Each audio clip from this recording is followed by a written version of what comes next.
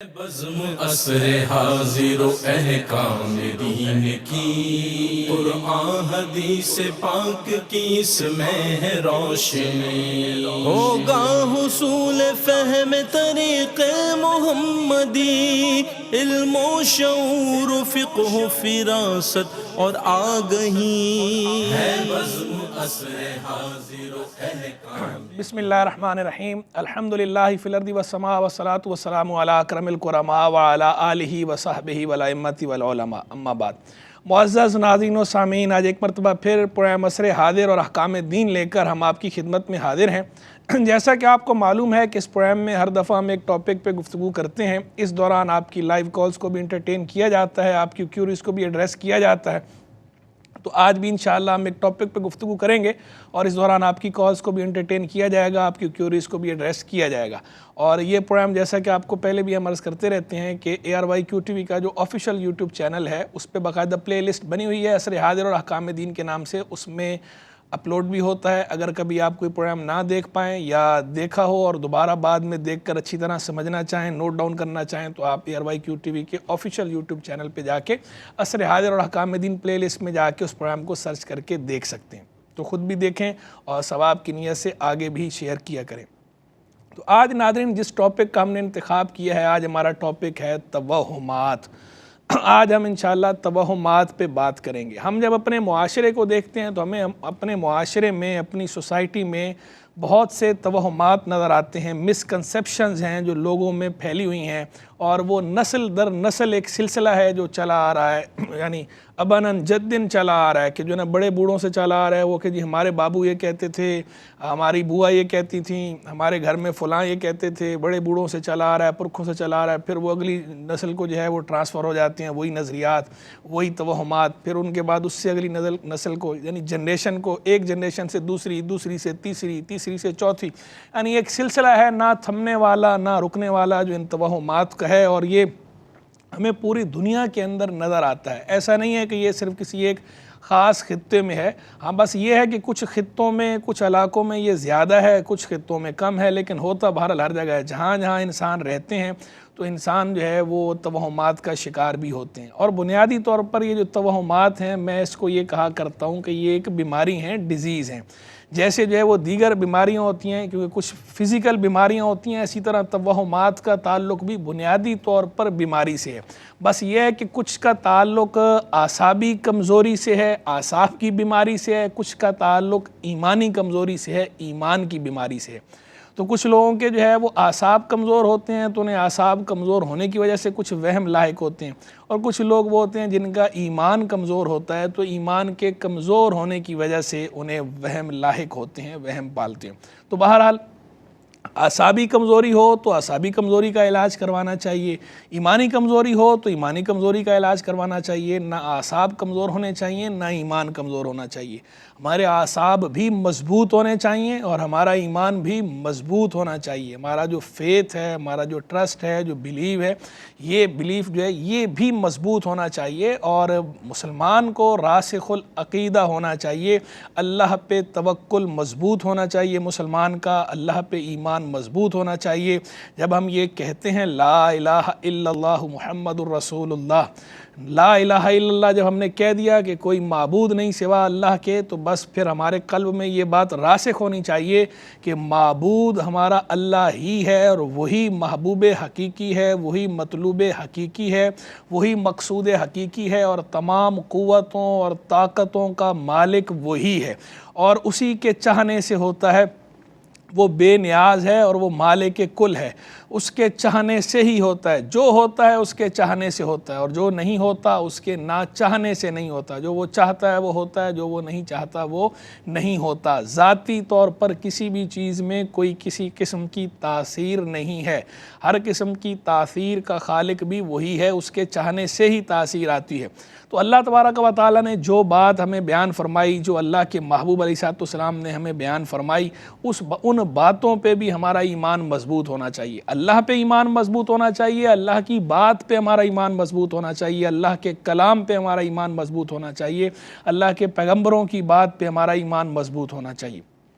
انہوں نے جو ہمیں تعلیم فرمایا. اور دیکھیں آپ، جو کامل الایمان ہوتا ہے، جو راسخ العقیدہ مسلمان ہوتا ہے، وہ کبھی ان توہمات کا شکار نہیں ہوتا.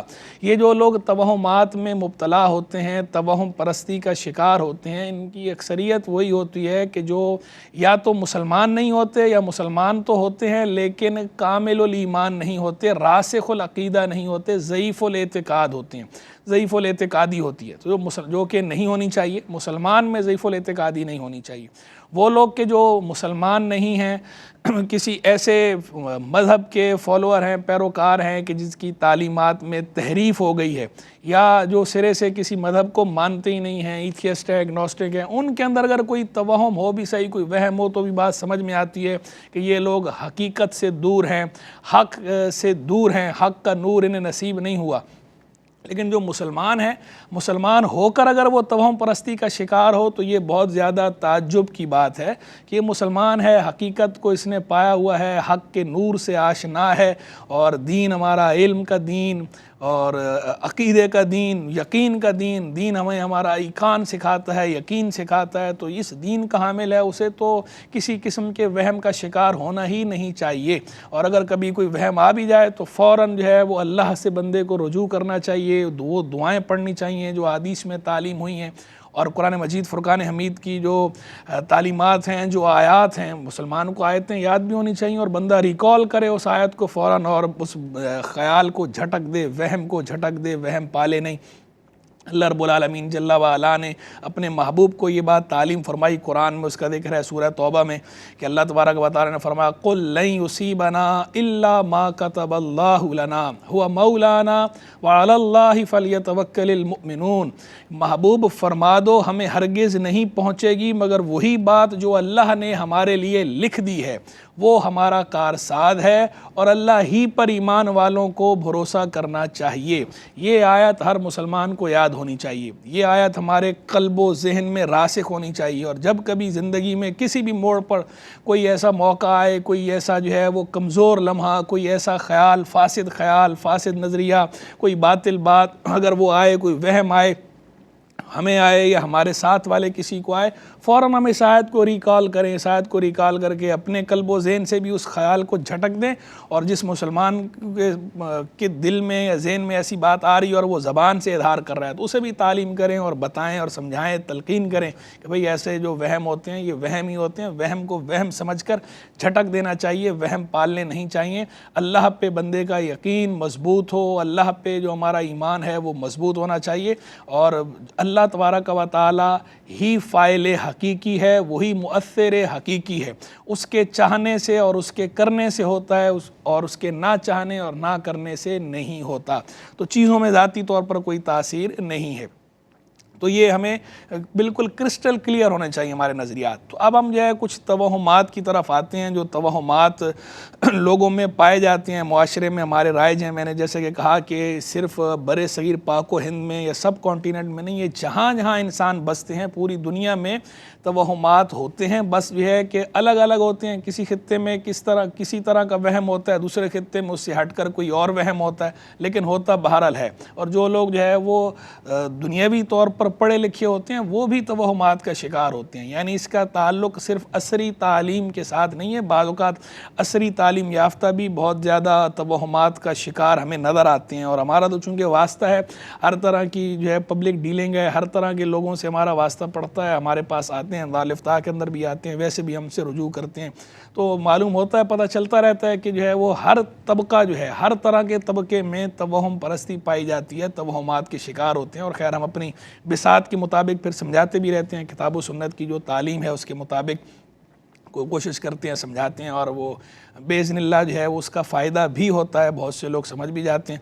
تو یہ جو توہم پرستی ہے اس کا شکار نہیں ہونا چاہیے. کچھ میں بطور مثال ذکر کرتا ہوں، پھر اس کے بعد جو ہے وہ تھوڑا ان سب پہ تبصرہ کرتا ہوں. جیسا کہ جو ہے وہ ایک تو بڑا ہی مشہور کہ جناب کالی بلی نے راستہ کاٹ لیا. تو بہت سے لوگ ہیں وہ کہتے ہیں کہ کالی بلی نے راستہ کاٹ لیا، اب یہ کام جو ہے وہ نہیں ہوگا، تو وہ کام نہیں کرتے، پلٹ جاتے ہیں. تو بھئی کالی بلی ہو یا سفید بلی ہو یا اور کوئی جانور ہو، کسی بھی جانور کے آپ کے راستہ کاٹنے سے آپ کے کام میں کوئی خلل نہیں آتا، کوئی رکاوٹ نہیں آتی. وہ ایک جانور ہے، اس کو تو یہ معلوم بھی نہیں ہے کہ آپ نے یہاں سے گزرنا ہے یا آپ کس کام سے جا رہے ہیں. وہ جانور ہے، وہ کوئی غیب کی بات تھوڑی جانتا ہے. جانور بلی ہو یا اور کوئی جانور ہو، جانور کو غیب کی بات کیا معلوم. وہ تو آپ گزر رہے ہیں، اس کو کیا پتا آپ کے ذہن میں کیا ہے یا آپ کس کام سے جا رہے ہیں. وہ تو ویسے ہی اپنی جو جانور ہے اس نے ویسے گزرنا ہے. اگر تو گزرنا ہے، سامنے سے آپ گزر گئے تو آپ کے گزرنے سے، آپ کے سامنے سے کالی بلی گزر جائے، وہ راستہ کاٹ دے، یا اور کوئی جانور گزرے، اس کے گزرنے سے آپ کے کام کا کوئی تعلق نہیں ہے. آپ کے نصیب کا، آپ کی قسمت کا اس سے یہ تعلق نہیں ہے کہ اس سے آپ کے کام میں کوئی ہڈا لائے گی یا کام میں کوئی خلل آئے گا. تو کالی بلی گزرے یا اور کوئی جانور گزر رہا ہے، وہ گزر گیا، بس ٹھیک ہے، آپ اپنے کام پہ جائیں. جو آپ کا کام ہے وہ کریں گے، اور جو طریقہ ہے کسی بھی کام کے کرنے کا، وہ درست انداز میں وہ کام اگر آپ کریں گے تو باذن اللہ وہ کام بھی آپ کا مکمل ہوگا. اس میں کسی قسم کی کوئی بے برکتی نہیں ہوگی یا کوئی نحوست نہیں ہوگی. اگر آپ نے اور کوئی ایسا کام نہیں کیا جو بے برکتی کا باعث ہو، تو بے برکتی ہوتی ہے لیکن اس کے الگ جو ہے وہ پہلو ہیں اور الگ باتیں ہیں. اس کا یہ جانور سے اس طرح کا تعلق نہیں ہے. بے برکتی یا جو نحوست ہے اس کا تعلق ہوتا ہے معاصی کے ساتھ، اللہ کی نافرمانی کے ساتھ. اللہ کی نافرمانی کرنے سے بے برکتی ہوتی ہے، اللہ کی نافرمانی کرنے سے نحوست ہوتی ہے. ان چیزوں کی نحوست اپنی جگہ پر ہے، باقی ویسے ان چیزوں میں کوئی نحوست کسی قسم کی نہیں ہے. اسی طرح جو ہے وہ کوا آ گیا جناب، منڈیر پہ بیٹھ گیا. کوا منڈیر پہ بیٹھا ہے، یا کوا جو ہے وہ اوپر سے گزرا ہے، گھر کے اوپر سے چھت پہ سے گزرا ہے، تو کہتے ہیں اب جناب مہمان آئے گا ہی آئے گا، یا مسافر ہے اس نے جو ہے وہ واپس آنا ہے. تو کوے بیچارے کو کیا پتا کہ مسافر نے واپس آنا ہے یا کسی مہمان نے آنا ہے. کوا جو ہے وہ پرندہ ہے اور اللہ کی ایک مخلوق ہے، اور اس کا کوئی تعلق مہمانوں یا مسافروں کے ساتھ نہیں ہے. وہ تو ویسے ہی گزرا ہے، تو اس کے گزرنے کو آپ کیجول لیں. اگر وہ ایسے ہی آ کے بیٹھا ہے یا گزرا ہے، اس سے کوئی مہمان کا یا مسافر کا تعلق نہیں ہے. اگر بالفرض کوئی مہمان آ جاتا ہے یا مسافر آ جاتا ہے تو آپ زبردستی کو اسے لنک نہیں کرنا چاہیے. کوے کے آ کر بیٹھنے سے یا کائیں کائیں کرنے سے یا منڈیر پہ بیٹھنے سے یا گھر کی چھت پہ اوپر سے گزرنے سے مسافر کا یا مہمان کا کوئی تعلق نہیں ہے. مسافر نے آنا ہے تو آنا ہے، نہیں آنا تو نہیں آنا، چاہے کوا آئے یا نہ آئے. مہمان نے آنا ہے تو آنا ہے، نہیں آنا تو نہیں آنا، چاہے کوا منڈیر پر آ کر بیٹھے یا نہ بیٹھے، سے اس کا کوئی تعلق نہیں ہوتا. اسی طرح بعض لوگ جو ہے وہ آنکھ پھڑکتی ہے تو کہتے ہیں لو جی آنکھ پھڑک رہی ہے، میری آنکھ پھڑک رہی ہے، اس کا مطلب ہے کہ کوئی مصیبت آنے والی ہے یا کوئی بری خبر ملے گی. آپ کی آنکھ پھڑکنے سے کسی مصیبت کے یا کسی بری خبر کے آنے کا کوئی تعلق نہیں ہے. آنکھ جو پھڑکتی ہے اس کے پیچھے جو میڈیکل ریزن ہے، وہ جو طبی اسباب اس کے ہوتے ہیں، وہ اسباب ہیں. ان اسباب کی بنا پر آنکھ پھڑکتی ہے، باقی اس کا کوئی ایسا تعلق اس کے ساتھ نہیں ہے کہ جناب کوئی آنکھ پھڑکے گی تو مصیبت آئے گی یا جو ہے کوئی بری خبر سنائی دے گی. اور دیکھیں آپ بارہ ایسا ہوتا ہے آنکھ پھڑکتی ہے، کوئی بری خبر نہیں سننے میں آتی، کوئی مصیبت کی بات نہیں ہوتی. تو اس طرح کی باتوں پہ دھیان نہیں دینا چاہیے. یہاں پر ایک مختصر سے بریک کا وقت ہوا چاہتا ہے، اس سے پہلے ہم ایک کال لے لیتے ہیں اور کال کے بعد پھر بریک لیتے ہیں. السلام علیکم. وعلیکم السلام ورحمۃ اللہ وبرکاتہ.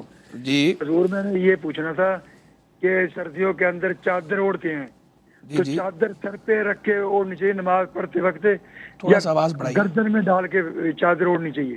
سردیوں میں چادر جی چادر نہیں لیتے اوپر، ٹھیک ہے، تو وہ سر کے اوپر سے لینی چاہیے کہ گردن کے اندر ڈال کے لینی چاہیے؟ ٹھیک ہے، میں عرض کرتا ہوں. اور بس حضور یہ مہربانی یہ عرض کر. ٹھیک ہے جی.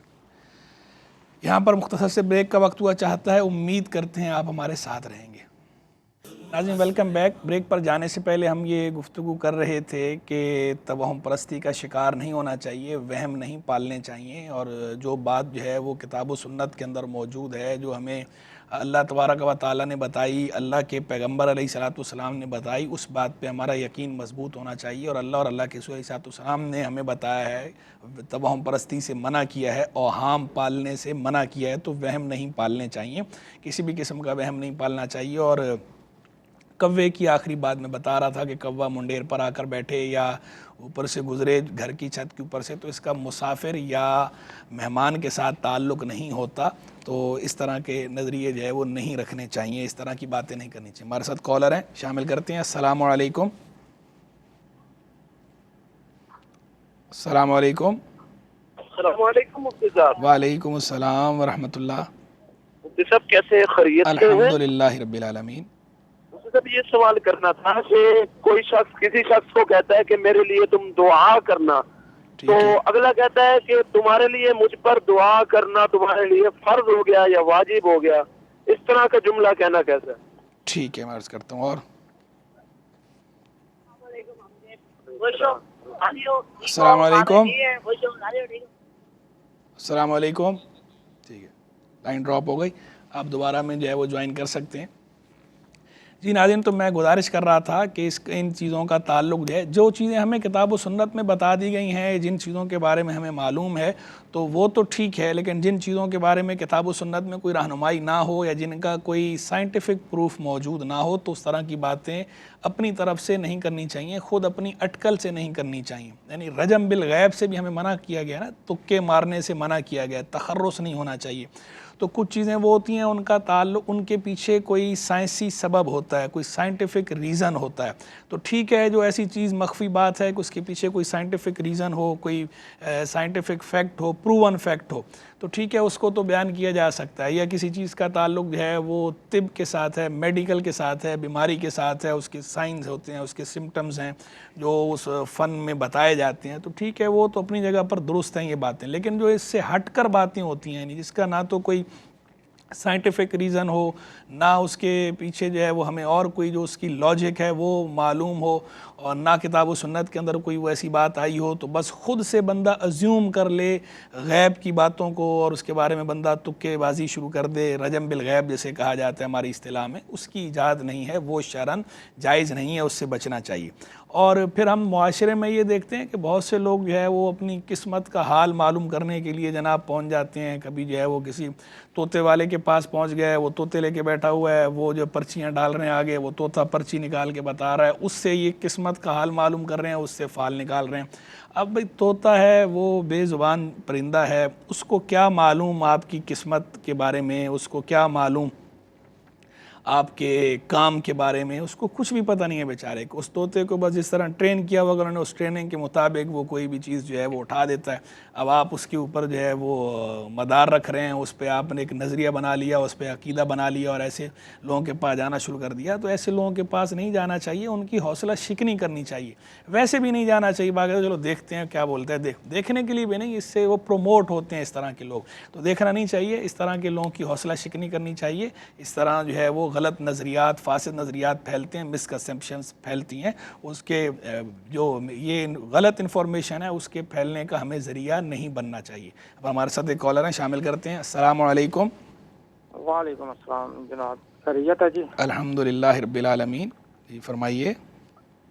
میرا ایک ہی سوال ہے کہ نبی پاک صلی اللہ علیہ وسلم نے تو ہمیشہ امامہ اور بگڑی میں نماز پڑھائی ہے، تو آج کل جو حضرات ہیں وہ اس کے بغیر پڑھاتے ہیں جی جماعت، تو یہ خلاف سنت ہے؟ میں عرض کرتا ہوں. اور جی ناظرین، تو میں گزارش کر رہا تھا کہ یہ جو توہم پرستی ہے ہمیں اس کا شکار نہیں ہونا چاہیے. ہمارا ایمان، یقین، عقیدہ مضبوط ہونا چاہیے. اور یہ جو فال نکالتے ہیں اس طرح طوطے سے قسمت کا حال معلوم کر رہے ہیں یا فال نکال رہے ہیں، وہ بیچارہ جو اس طرح بیٹھا ہوا ہے طوطے کو لے کر، اسے خود نہ اپنی قسمت کا حال معلوم نہیں ہے، نہ طوطے کو اپنی قسمت کا حال معلوم ہے. انہیں اپنی قسمت کا حال معلوم نہیں ہے، آپ کی قسمت کا کیا حال جو ہے انہوں نے جاننا ہے اور کیا بتانا ہے. تو اس طرح کی باتوں میں مبتلا نہیں ہونا چاہیے. اور کوئی اگر اور مبتلا ہو تو اسے بھی احسن انداز میں سمجھانے کی کوشش کرنی چاہیے.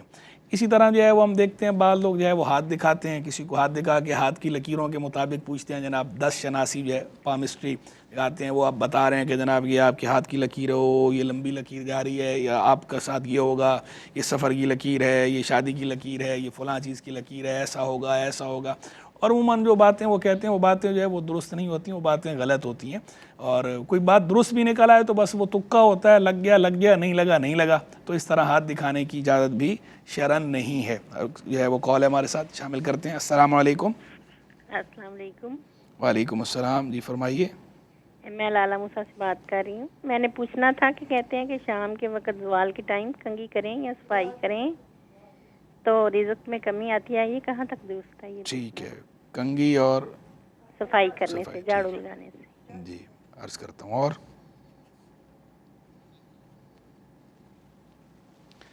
جی ناظرین، تو میں گزارش کر رہا تھا کہ یہ اس طرح کی جو توہم پرستی ہے اس کا شکار نہیں ہونا چاہیے، اور ایسے لوگوں کے پاس بھی نہیں جانا چاہیے، اس طرح قسمت کا حال معلوم نہیں کرنا چاہیے۔ اور جو 10 شناسی ہے، پامسٹری ہے، آپ دیکھیں اس کے اندر جو ہے کہ یہ جو ہاتھوں کی لکیروں کے ذریعے وہ بتاتے ہیں کہ جناب یہ آپ کی قسمت کا حال ہے۔ آپ کی قسمت کا حال کا لکیروں سے ایسا تعلق نہیں ہے کہ بندہ جو ہے وہ جان سکے اور بتا سکے، تو ایسوں کے پاس نہیں جاننا چاہیے، یہ جانا جو ہے وہ منع ہے۔ اور نجومی کے پاس جانا، اس سے قسمت کا حال معلوم کرنا، کاہن کے پاس جانا، احادیث میں اس کے بارے میں سخت ممانعت فرمائی گئی ہے اور بڑی مذمت کی گئی ہے۔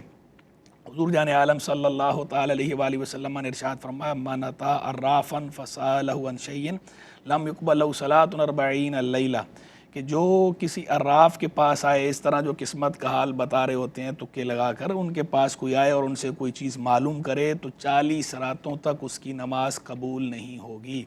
یہ حدیث جو ہے وہ صحیح مسلم میں موجود ہے، اللہ کے نبی علیہ الصلوۃ والسلام کا فرمان ہے، یعنی آپ نے ڈرایا ہے، تنبیہ فرمائی ہے، تہدید فرمائی ہے کہ اگر کوئی ایسا کام کرتا ہے تو 40 راتوں تک نماز قبول نہیں ہوگی۔ تو اس لیے جو ہے وہ ڈرنا چاہیے ان احادیث میں مذکور وعیدات پر، اور ہمیں اس طرح کے کام نہیں کرنے چاہیے، کسی سے اس طرح ہاتھ کی لکیریں، ہاتھ دکھا کر قسمت کا حال معلوم نہیں کرنا چاہیے۔ کوئی ایسا کرتا ہے، کوئی اگر جو ہے وہ اعتقاد کے ساتھ کرے کہ جو بات یہ ہاتھ دیکھنے والا بتا رہا ہے یہ بالکل جو غیبی بات ہے اور یہ پکی بات ہے، پکی ٹھکی بات ہے، قطعی بات ہے، اور قطعی علم غیب کا اعتقاد اس کی بنا پہ بندہ رکھتا ہو، تو پھر تو یہ کفر ہے، اس کو پھر کفر قرار دیا ائمہ نے۔ اور اگر جو ہے وہ ایسا اعتقاد تو نہیں ہے، لیکن بس یہ ہے کہ رغبت سے ہاتھ دکھاتا ہے اور ان کی باتوں کو شوق سے سنتا ہے اور سمجھتا ہے کہ یہ باتیں ٹھیک ہوتی ہیں، تو پھر یہ گناہ ہے، پھر یہ فسق ہے۔ اور اگر ویسے مذاق کے لیے دکھا رہا ہے تو پھر جو ہے یہ مکروہ ہے۔ اور اگر عاجز کرنے کے لیے ہو کہ بھئی میں اس کو دکھاؤں گا اور پھر بتاؤں گا ایسا کچھ بھی نہیں ہے، تم غلط بتا رہے ہو، تو پھر تو جائز ہے، لیکن اس طرح جو ہے وہ عام طور پر ہوتا نہیں ہے۔ بہت کم لوگ ہوتے ہیں، شاذ و نادر ہی کوئی ایسا ہوتا ہے کہ جو کسی کو عاجز کرنے کے لیے، زج کرنے کے لیے دکھا رہا ہو۔ عام طور پر جو لوگ دکھاتے ہیں رغبت سے دکھا رہے ہوتے ہیں، تو اس لیے اس کی اجازت نہیں ہے، ہم اس کی ممانعت کرتے ہیں، اس سے منع کرتے ہیں، اور احادیث میں بھی اس کے بارے میں سخت وعیدات آئی ہیں۔ ایک یہاں پر کالر ہمارے ساتھ شامل کرتے ہیں۔ السلام علیکم۔ وعلیکم السلام۔ جی فرمائیے۔ یہ سوال یہ کہ عصر کے بعد کہتے ہیں کہ نماز یا نفل وغیرہ نہیں پڑھنے چاہیے، تو اس کے بارے میں کیا حکم ہے؟ جی عرض کرتا ہوں۔ اور ایک اور کالر ہیں۔ السلام علیکم۔ تراویحاں جو ہوتی ہیں وہ تقریباً 1 گھنٹہ یا 20 منٹ پہ ختم ہوتی ہیں، لیکن ہماری ایک ایسی مسجد تھی جہاں پہ وہ پچھلے سال 35 منٹ یا آدھے گھنٹے اندر تراویحاں ختم ہو جاتی تھی، پتہ نہیں چلتا تھا کہ کیا ہو رہا ہے یا کیا نہیں ہو رہا، آخری لفظ اور پہلا لفظ پتہ چلتا تھا۔ لیکن جو ان کے معلم تھے پیچھے، وہ کہتے نہیں یار صحیح تو پڑھ رہے ہیں۔ میرے اعتراض کرنے پر ان سے تھوڑی سی بدخشی ہوئی، حالانکہ یہ ایسا ہونا صحیح ہے کہ نہیں؟ ٹھیک ہے۔ اور جی ناظرین، تو میں گزارش کر رہا تھا کہ اس طرح جو ہے وہ ہاتھ دکھا کر، کسی کو ہاتھ نہیں دکھانا چاہیے اور ہاتھ دکھا کر قسمت کا حال معلوم نہیں کرنا چاہیے۔ اور عموماً جو بیچارے اس طرح ہاتھ دیکھ کر بتا رہے ہوتے ہیں وہ خود بھی انہیں معلوم نہیں ہوتا کچھ، انہیں قسمت کا حال کیا معلوم، انہیں اپنی قسمت کا حال معلوم نہیں ہے۔ یہ غیب کی بات ہے، اللہ ہی جانتا ہے، اور اللہ کے بتائے سے اللہ کے چنیدہ رسول جانتے ہیں جتنی بات اللہ نے انہیں بتائی ہے۔ عام لوگوں کو اس کے بارے میں معلومات نہیں ہوتی، تو اس طرح عام لوگوں سے ایسی باتیں پوچھنی بھی نہیں چاہیے۔ اور بعض لوگ جو ہے وہ ستاروں کی چال دیکھ کر بولتے ہیں جناب یہ فلاں ستارہ ہے تو اب یہ جو ہے یہ اس کا یہ اثر ہوگا، ستاروں کی بنیاد پہ باقاعدہ جو ہے پھر وہ ایک پورا ایک وہ اب آج کل تو چل نکلا ہے، وہ بعض اوقات اخباروں میں چھپتا ہے، اخبارات کے اندر چھاپ رہے ہوتے ہیں آپ کا ہفتہ کیسا گزرے گا، مجلات میں چھپ رہا ہوتا ہے، بعض کا چینلز پہ پروگرام ہو رہے ہوتے ہیں، بتا رہے ہوتے ہیں کہ جناب آپ کا یہ ہفتہ کیسا گزرے گا، آپ کا برج اور ستارہ اور دیکھ کر اور سیارات دیکھ کر۔ یہ ساری چیزیں جو ہے وہ توہم پرستی کے اندر آتی ہیں، کوئی اس کا حقیقت سے تعلق نہیں ہے، شریعت مطالعہ اس سے منع کرتی ہے، اس طرح کی باتیں نہیں کرنی چاہیے۔ اور وہ اقبال نے کہا تھا ستارہ کیا میری تقدیر کی خبر دے گا، وہ خود فراخی افلاک میں ہے خوار و زبوں، تو ستارہ واقعی اس نے کیا خبر دینی ہے تقدیر کی، تو اس کا کوئی قسمت سے براہ راست ایسا تعلق نہیں ہوتا، تو اس طرح کی باتوں میں نہیں پڑھنا چاہیے، ایسی توہمات کا شکار نہیں ہونا چاہیے۔ کالریں شامل کرتے ہیں۔ السلام علیکم۔ وعلیکم جی فرمائیے۔ وعلیکم السلام۔ جی فرمائیے۔ ہاں جی، آپ اپنے ٹی وی سیٹ کا عام لفظوں میں کہہ دیتے ہیں، آپ اپنے ٹی وی سیٹ کا والیوم، یہ کام ہو گیا، آپ اپنے ٹی وی سیٹ کا والیوم جو ہے وہ ذرا بند کر دیں تاکہ جو ہے وہ آواز اس طرح ریپیٹ نہ ہو بار بار۔ جی فرمائیے. آواز تو سر آ رہی ہے آپ کی. جی بولیے. میں یوں عرض کر رہا ہوں کہ ہم عام لفظوں میں کہہ دیتے ہیں کہ بدقسمتی سے یہ کام ایسے ہو گیا. ٹھیک ہے. یہ کہنا چاہیے کہ نہیں؟ حالانکہ یوں کہتے ہیں بھی قسمت تو اللہ بناتا ہے سر. یہ کہنا چاہیے کہ نہیں؟ عام ٹھیک ہے ریڈیو یا ٹی وی پہ بھی ایسے لوگ کہتے ہیں. ٹھیک ہے میں عرض کرتا ہوں. ناظرین یہاں پہ ایک مختصر سے بریک کا وقت ہوا چاہتا ہے. امید کرتے ہیں آپ ہمارے ساتھ رہیں گے. جی ناظرین ویلکم بیک. بریک پر جانے سے پہلے ہم جو ہے گفتگو توہم پرستی کے حوالے سے آج ہماری گفتگو ہے. توہمات پہ ہم بات کر رہے تھے اور یہ بتا رہے تھے کہ بندہ مومن کو توہمات کا شکار نہیں ہونا چاہیے. تو اس حوالے سے ہم نے کچھ چیزیں ڈسکس کی کہ جو لوگوں میں عام طور پر رائج ہیں. کچھ اور بھی جو ہے وہ کیوریز بھی ہمیں ملی ہوئی ہیں, موصول ہوئی ہیں اسی حوالے سے. تو ان میں جو ہے وہ بعض لوگوں نے پوچھا کہ جناب مغرب کے بعد جھاڑو دینا یا رات میں جھاڑو دینا, اس کو بھی لوگ جو ہے یہ سمجھتے ہیں کہ یہ رزق میں تنگی کا سبب ہے یا اس سے بے برکتی ہوتی ہے. تو ایسی کوئی بات نہیں ہے. رات میں بالکل جھاڑو دے سکتے ہیں, اس میں کوئی حرج نہیں. مغرب کے بعد بھی جھاڑو دیا جا سکتا ہے. رات میں جب صفائی کی ضرورت ہو آپ صفائی کر سکتے ہیں. اس میں کسی قسم کی کوئی قباحت نہیں ہے اور اس سے کوئی رزق کی تنگی کا تعلق نہیں ہے. پھر جو ہے وہ ایک جو ہے وہ سوال آیا کہ جناب رات میں کنگھی کرنے سے مفلسی آتی ہے, بیماری آتی ہے, یہ بات مشہور ہے, تو یہ بات درست ہے یا نہیں؟ تو رات میں کنگھی کرنے سے مفلسی کا کوئی تعلق نہیں ہے. رات میں بھی کنگھی کر سکتے ہیں. جس طرح دن میں کنگھی کر سکتے ہیں تو رات میں بھی کنگھی کر سکتے ہیں. یعنی جب ضرورت ہو, بال بکھرے ہوئے ہیں اور اگر آپ بالوں کو صحیح کرنے کے لیے کنگھی کر رہے ہیں, کنگھی کر سکتے ہیں. اس میں کوئی حرج نہیں ہے. بس ہاں یہ الگ بات ہے کہ مرد اور عورت میں بہرحال ایک فرق ہے, وہ فرق ملوز رہنا چاہیے کہ ایسا نہ ہو کہ مرد عورتوں کی طرح ہر وقت جو ہے بال سنوارنے میں لگا رہے, ہر وقت کنگھی پٹی کرتا رہے. تو یہ مرد کے لیے ایسا نہیں ہے. اور تو بس وقت ضرورت ہی کنگھی کریں, بغیر ضرورت بلا وجہ نہیں ہر وقت بالوں کو جو ہے بال لمبے رکھ لیے اسٹائل اور بار بار بالوں کو سہلا رہے ہیں, پھر شیشے کے آگے کھڑے ہو رہے ہیں. جب تو ہر تھوڑی دیر کے بعد شیشے کھڑے ہو کے شیشہ دیکھ رہے ہیں, شیشے کے آگے ہاتھ ایسے جو ہے سر کے بالوں پہ رکھ کے سر کے بال جو ہے وہ سیٹ کر رہے ہیں. بار بار بالوں کو ہم نے دیکھا ہے, بالخصوص جو ینگ بلڈ ہوتا ہے, جو نوجوان ہوتے ہیں, لڑکے ہوتے ہیں, بعض اوقات دیکھتا ہوں میں کہ کبھی جو ہے وہ مسجد میں بھی اگر کسی جگہ شیشہ لگا ہو تو بعض اوقات آ جاتے ہیں تو وہ بار بار جو ہے تھوڑے دیر کے وقفے سے جو ہے وہ شیشے کے سامنے ہوتے ہیں, گزرتے ہیں, وہاں سے کھڑے ہوتے ہیں اور ایسے جو ہے وہ بال اپنے شیشے میں دیکھ کے جو ہے وہ سیٹ کرتے ہیں. حالانکہ بال ٹھیک ہوتے ہیں, بس وہ ایک انہیں خواہ اس کا ایک کریز سا ہوتا ہے. تو یہ لڑکوں کے لیے یا مردوں کے لیے یہ بات نہیں ہے. یہ اچھی بات نہیں ہے کہ ہر وقت آپ جو ہے وہ سر کے بالوں کو ہی سنوارتے رہیں, کنگھی پٹی میں لگے رہیں. یہ اس طرح کی جو زیب و زینت ہے یہ عورتوں سے متعلق ہے. مردوں کو اس طرح نہیں کرنا چاہیے, لڑکوں کو اس طرح نہیں کرنا چاہیے. باقی یہ الگ بات ہے کہ ایسا بھی نہیں ہے کہ اب جو ہے پراگندہ سر آپ رہیں. سر کے جو بال ہیں ان کو بہرحال جب آپ کو حاجت ہو, ضرورت ہو, تو سر کے بال آپ اس وقت صحیح کر سکتے ہیں, کنگھی کر سکتے ہیں, اس میں حرج نہیں. پھر جو ہے وہ سوال پوچھا کہ منگل یا جمعے کے دن جو ہے وہ کپڑے دھونا کیسا ہے. بعض لوگ سمجھتے ہیں کہ یہ ٹھیک نہیں ہوتا. تو منگل یا جمعے کے دن بھی کپڑے دھوئے جا سکتے ہیں, اس میں کسی قسم کا کوئی حرج نہیں ہے. ایسی شیشہ ٹوٹنے پر بعض لوگ سمجھتے ہیں کہ یہ اب کوئی جو ہے وہ مصیبت آئے گی یا بدشگونی لیتے ہیں. تو شیشہ ٹوٹنے سے بھی مصیبت کا کوئی تعلق نہیں ہے. کانچ ٹوٹ گیا کوئی بات نہیں, آپ جو ہے اٹھا کے صفائی کر لیں, اس سے کوئی تعلق نہیں ہے. تو باقی جو ہے وہ اس پہ انشاءاللہ نیکسٹ ایپیسوڈ میں ہم گفتگو کریں گے. اب ہم جو ہے وہ کالرز کے جوابات کی طرف آ جاتے ہیں جو ہم سے لائیو کالز ہوئی ہیں, اب اس کی طرف آتے ہیں. تو یہ ایک کالر نے ہم سے سوال پوچھا, پہلے بھائی نے پوچھا کہ سردیوں میں جب نماز پڑھتے ہیں اور اگر چادر لے کر ہم نماز پڑھ رہے ہیں تو اس میں درست طریقہ کیا ہے نماز پڑھنے کا؟ آیا کہ امامہ یا ٹوپی ہے اس کے اوپر سے چادر لینی ہے, سر کے اوپر سے چادر لینی ہے, یا چادر صرف جو ہے کندھوں کے اوپر سے لینی ہے, سر کے اوپر نہ ہو؟ درست طریقہ کیا ہے؟ دیکھیں بہتر یہ ہے, افضل اولا یہ ہے کہ چادر جب آپ سردی میں نماز پڑھتے ہوئے لیں تو سر کے اوپر سے لیں. امامہ یا ٹوپی جو بھی آپ نے استعمال کیا ہوا ہے اس کے اوپر سے چادر لیں, یہ افضل اولا ہے, یہ سنت ہے. بہتر یہ آپ اس طرح کریں. کندھے سے لے رہے ہیں, گردن سے لے رہے ہیں, سر کے اوپر, امامے کے اوپر نہیں ہے تو ایسا نہیں کرنا چاہیے. لیکن کسی نے ایسا کیا تو یہ بھی گناہ نہیں ہے, ناجائز یا مکروہ تحریمی نہیں ہے, نماز اس سے بھی ہو جاتی ہے. اور ایک روایت بھی ہے کنز المال کی, جس روایت کے تحت یہ فقہا حکم بیان کرتے ہیں کہ سر کے اوپر سے لینا چاہیے. تو سر کے اوپر سے ہی لینا چاہیے, گردن سے یا کندھے سے نہیں لینا چاہیے چادر کو. لیکن لے لیا ہے تو نماز بہرحال ہو جاتی ہے. پھر سر کے اوپر سے بھی چادر لینے میں ایک احتیاط یہ کرنی ہے کہ بلا وجہ مرد جو ہے وہ چہرہ نہ ڈھانپے. کوئی مجبوری ہو, ضرورت ہو, کوئی عذر ہو تو ایک الگ بات ہے. بغیر کسی عذر کے چہرہ جو ہے وہ نماز کی حالت میں نہیں ڈھانپنا چاہیے, چہرہ کھلا ہوا ہونا چاہیے. پھر وہ ایک بھائی نے سوال پوچھا کہ کوئی شخص یہ کہتا ہے کسی دوسرے سے کہ میرے لیے دعا کرنا، تو وہ سامنے والا جواب میں یہ کہہ دیتا ہے کہ جناب اب آپ کے لیے دعا کرنا مجھ پہ فرض ہو گیا ہے یا مجھ پہ واجب ہو گیا ہے، تو ایسا کہنا کیسا ہے؟ تو ایسا نہیں کہنا چاہیے. کسی کے دعا کا کہنے سے دعا کرنا فرض یا واجب نہیں ہو جاتا. ہاں ویسے جو ہے مسلمان ہونے کے ناطے یہ ہم پر ہے کہ ہم اہل ایمان کے لیے، مسلمانوں کے لیے دعا کریں، ان کے لیے خیر اللہ سے مانگیں، کیونکہ دین نام ہے خیر خائی کا، دین و نصیحہ، دین خیر خائی کا نام ہے، للہ ولرسولہ، اللہ کی خیر خائی کا نام ہے، اللہ کے رسول کی خیر خائی کا نام ہے، اور تمام ایمان والوں کی، تمام مسلمانوں کی خیر خواہی کا نام ہے.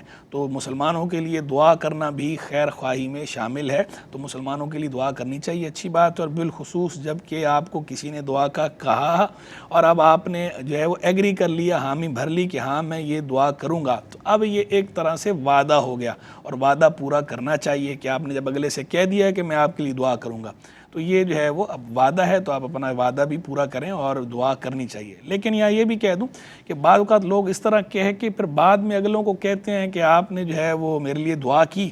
اب اگلا بندہ جو ہے کبھی مروت میں جھوٹ بول دیتا ہے، دعا کی نہیں ہوتی، وہ کہہ دیتا ہے دعا کی. تو اس طرح کے سوال نہیں پوچھنے چاہیے کہ جس سے یہ اندیشہ ہو کہ اگلا جو ہے وہ جھوٹ کا شکار ہوگا. کہ آپ پوچھیں گے، وہ اگر سیدھی بات کہہ دے کہ نہیں آپ کے لیے دعا نہیں کی، تو پھر آپ آگے سے باتیں اتنی سنا دیں گے کہ وہ بیچارہ جو ہے اپنی جھیپ مٹانے کے لیے آپ کو ایسے ہی اوپر سے کہہ دے گا، خالی اس نے کی نہیں ہے دعا اور کہہ رہا ہے دعا کی. تو یہ بھی ٹھیک نہیں، اچھی بات نہیں ہے. تو اس طرح کے سوالات نہیں کرنے چاہیے جس سے یہ اندیشہ ہو کہ سامنے والا جو ہے وہ جھوٹ بولے گا، تو ایسا ہم سبب نہ بنے کسی کے جھوٹ بولنے کا. باقی لیکن دعا کرنی چاہیے، بہرحال اپنے لیے بھی کرنی چاہیے، والدین کے لیے بھی کرنی چاہیے، عزیز و اقارب کے لیے، دوستوں کے لیے، اور ساری امت مسلمہ کے لیے کرنی چاہیے. تمام ایمان والوں اور ایمان والیوں کے لیے دعا کرنی چاہیے. اور اگر آپ نے حامی بھر لی ہے کسی کے اس طرح کہنے پر، تو پھر وعدہ ہو گیا، وعدہ پورا کرنا بہرحال ضروری ہے. لیکن جو ہے وہ اس پر وعدہ خلافی کے حکام لاگو ہوتے ہیں نہیں ہوتے، تو وہ میں پہلے بھی کئی دفعہ بتا چکا ہوں کہ جب کسی سے کوئی بات کہی، وہ بات کہتے وقت ہی دل میں یہ ہو کہ یہ کام نہیں کروں گا، تو یہ وعدہ خلافی ہے، یہ ناجائز ہے، یہ گناہ ہے. لیکن جب آپ نے کسی سے بات جب کہا کہ میں یہ کام کروں گا، آپ کا یہ جو آپ کہہ رہے ہیں یہ بات میں کروں گا، اور آپ کے دل میں یہی ہے کہ میں کروں گا، بعد میں کسی وجہ سے نہیں کر پائے، تو پھر یہ وعدہ خلافی میں نہیں آتا، یہ ناجائز نہیں ہے، یہ گناہ نہیں ہے. بغیر کسی عذر کے نہ کیا ہو تو بھی کراہت تنزیہ ہے، اور کسی عذر کے سبب جو ہے بعد میں نہ کر پائے ہو تو پھر تو کراہت تنزیہ بھی نہیں ہے. تو بہرحال ناجائز اس وقت ہوگا کہ جب وعدہ کرتے وقت دل میں یہ بات ہو کہ نہیں کروں گا، اور وعدہ کرتے وقت تو دل میں یہی ہے کہ میں یہ کام کروں گا، بعد میں نہیں کر پائے تو پھر گناہ نہیں ہے، پھر یہ وہ ناجائز وعدہ خلافی کے زمرے میں نہیں آتا. پھر جو ہے وہ ایک بھائی نے سوال پوچھا کہ نبی پاک صلی اللہ علیہ وسلم نے ہمیشہ پگڑی باندھ کر یعنی امامہ شریف پہن کر نماز پڑھائی ہے، اور جب کہ ہم آج کل کئی ائمہ کو دیکھتے ہیں کہ وہ ٹوپی میں ہی نماز پڑھا دیتے ہیں، تو ان کا ایسا کرنا کیسا ہے؟ تو دیکھیں پہلے ایک بات سمجھیں کہ نبی کریم علیہ السلام سے جس طرح امامہ شریف استعمال کرنا ثابت ہے، تو بعض احادیث میں آپ کا صرف ٹوپی استعمال کرنے کا ذکر بھی ملتا ہے کہ بغیر امامے کے ٹوپی بھی استعمال فرمائی. تو جواز تو بہرحال اپنی جگہ موجود ہے. رہ گئی اب یہ بات کہ امامہ شریف آپ نے کثرت سے استعمال فرمایا ہے، اکثر امامہ شریف ہی آپ زیب سر فرماتے تھے، تو یہ بھی سمجھ لیں کہ یہ سنت زائدہ ہے، سنن زوائد میں شمار ہوتی ہے، سنت موقدہ نہیں. یعنی ایک نبی کریم علیہ السلام کے وہ افعال ہیں جو آپ نے بطور عبادت فرمائے ہیں، وہ سنن ہدیٰ ہیں. دوسرے وہ افعال ہیں جو آپ نے بطور عادت فرمائے ہیں. تو اس وقت یہ عربوں کا رواج تھا، یہ ان کا کلچر تھا، ان کی ثقافت تھی کہ وہ لوگ امامہ باندھا کرتے تھے، پگڑی باندھتے تھے. تو یہ جو آپ علیہ السلام کا امامہ باندھنا ہے تو یہ بطور عادت تھا، تو اس لیے یہ سنن زوائد میں شمار ہوتا ہے. اور سنت زائدہ کا حکم یہ ہوتا ہے کہ کوئی اس پر عمل کرے ثواب کی نیت سے، نبی کریم علیہ السلام کے طریقے کو فالو کرنے کی نیت سے، تو اس پر ثواب ملتا ہے، اجر ملتا ہے. لیکن وہ فرض یا واجب نہیں ہوتا یا سنت مؤکدہ نہیں ہوتا کہ اس کے ترک کرنے پر کوئی مواخذہ ہو، تو اس کے ترک کرنے پر کوئی مواخذہ نہیں ہوتا. تو لہذا اگر کوئی امام جو ہے وہ ٹوپی میں بھی نماز پڑھا دیتا ہے تو نماز بغیر کراہت کی ہو جاتی ہے اور ایسا کرنا جائز ہے۔ باقی یہ الگ بات ہے کہ بہتر یہ ہے کہ امامہ شریف پہن کے جو ہے وہ نماز پڑھائی جائے، یا ویسے بھی امامہ شریف اکثر زیب سر کیا جائے، یہ بہتر ہے، سرکاری صاحب السلام کا طریقہ ہے۔ نماز کے علاوہ بھی نبی کریم صاحب السلام اکثر امام شریف میں ہی ہوتے تھے، تو بہتر یہی ہے لیکن یہ سنت زائدہ ہے، اس کا براہ راست عبادت کے ساتھ تعلق نہیں ہے، اس سے نماز پہ اثر نہیں پڑتا، نماز اس کے بغیر بھی، امام شریف کے بغیر خالی ٹوپی کے ساتھ بھی ہو جاتی ہے، امام بھی خالی ٹوپی کے ساتھ نماز پڑھائے نماز ہو جاتی ہے اور اس میں کوئی کراہت یا قباحت نہیں ہے۔ پھر جو ہے وہ ایک بہن نے سوال پوچھا کہ زوال کے وقت جو ہے شام کے وقت یا زوال کے وقت کنگھی کرنے اور صفائی کرنے سے رزق میں تنگی ہوتی ہے، ایسا ہم نے سنا ہے، تو یہ بات درست ہے یا نہیں؟ تو یہ بات درست نہیں ہے۔ زوال کے وقت ہو یا شام کے وقت ہو، کسی بھی وقت جو ہے جب آپ کو کنگھی، خاتون تو کسی بھی وقت جب آپ کو ضرورت ہے کنگھی کر سکتی ہیں، اس کا رزق کی تنگی سے کوئی تعلق نہیں ہے۔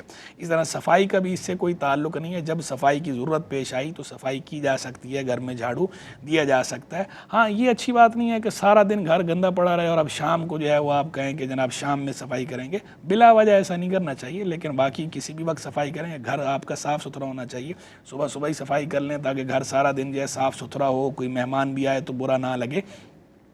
تو اس لیے کوئی اگر گھر کے اندر کہتا ہے کہ بھئی شام کو نہیں صبح صبح ہی کرو تاکہ جو ہے صفائی ستھرائی ہو اور دیکھنے والے کو بھی کوئی مہمان آ جائے تو اچھا تاثر ملے، تو ٹھیک ہے، لیکن اگر کسی وجہ سے آپ صبح صفائی نہیں کر پائے، شام میں صفائی کرتے ہیں تو شام میں صفائی کرنا بھی جائز ہے، جھاڑو دینا جائز ہے اور اس سے رزق کی تنگی کا تعلق نہیں ہے۔ ایک بھائی نے سوال پوچھا کہ عصر کے بعد نوافل پڑھنا یا نماز پڑھنا کیسا ہے؟ عصر کے بعد نفل پڑھنے کی اجازت نہیں ہے، یہ مکروہ وقت شمار ہوتا ہے، عصر کے بعد آپ نفل نہیں پڑھ سکتے۔ ہاں عصر کے بعد جو ہے وہ قضا نماز پڑھی جا سکتی ہے، اور جو عصر کی اپنی نماز ہے وہ اگر آپ نے تاخیر کر دی ہے اس کے اندر تو وہ تاخیر سے بھی جو 20 منٹ پہلے کا وقت ہوتا ہے سورج غروب ہونے سے، اس 20 وقت میں تو سجدہ ویسے ہی منع ہوتا ہے، لیکن اس وقت تک اگر آپ نے عصر کی نماز نہیں پڑھی تو عصر کی نماز پڑھ سکتے ہیں۔ باقی نوافل تو عصر کی نماز جیسی پڑھی اس کے بعد سے مغرب تک نوافل آپ نہیں پڑھ سکتے، نفل یہ مکروہ وقت ہے نوافل کے لیے۔ پھر ایک جو ہے وہ سوال پوچھا بھائی نے کہ تراویح 1 گھنٹے میں ختم ہوتی ہے، آدھے ہوتی تھی عام طور پر 1 گھنٹے میں یا 1 گھنٹے سے زائد میں، اور 1 گھنٹہ 20 منٹ میں ختم ہوتی تھی، لیکن ایک جگہ مسجد میں ہمارے قریب کسی نے شروع کر دی آدھے گھنٹے میں، اور الفاظ ہمیں سمجھ میں نہیں آتے تھے، لیکن جو پیچھے سامنے کھڑا ہوتا تو وہ بھی کہتا تھا صحیح پڑھ رہے ہیں، تو ایسا کرنا کیسا ہے؟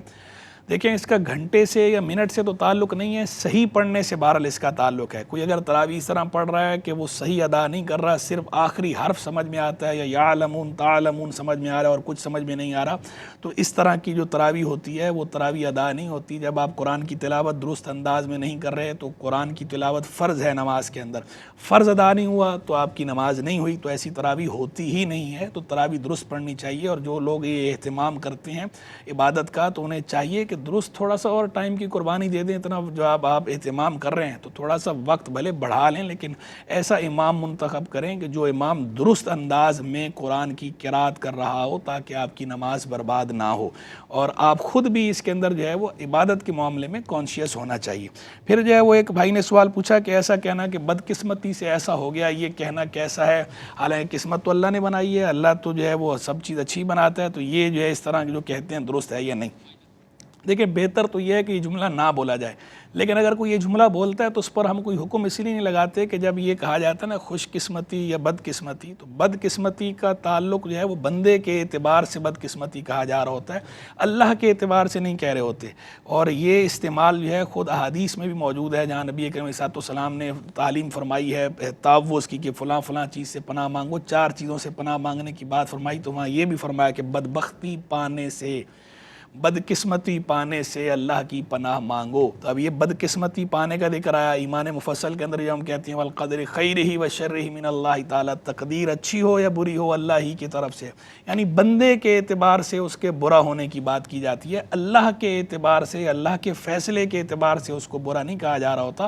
کوئی اگر اللہ کے فیصلے کے اعتبار سے برا کہے تقدیر کو یا قسمت کو تو یہ غلط ہے، اس پر ضرور حکم لگے گا، لیکن کوئی اگر بندے کے اعتبار سے اس کو جو ہے وہ بدقسمتی یا بد نصیبی نصیبی یا بدبختی سے تعبیر کر رہا ہو تو اس پر حکم شرعی نہیں ہے. یہ استعمال تو صالحین سلف سے بھی ثابت ہے اور خود نبی کریم علیہ الصلوۃ والسلام سے بھی ثابت ہے. لیکن یہاں پروگرام کا وقت ختم ہوا چاہتا ہے. انشاءاللہ اگلے پروگرام میں اسی ٹاپک کو لے کے آگے مزید گفتگو کریں گے. اللہ تبارک و تعالی ہمارا اور آپ سب کا حامی و ناصر ہو. وآخر دعوانا ان الحمدللہ رب العالمین. ہے بزم عصر حاضر و احکام دین کی، قرآن حدیث پاک کی اس میں ہے روشنی. ہوگا حصول فہم طریق محمدی، علم و شعور و فقہ و فراست اور آگہی. ہے بزم عصر حاضر و احکام دین کی، قرآن حدیث پاک کی اس میں ہے روشنی.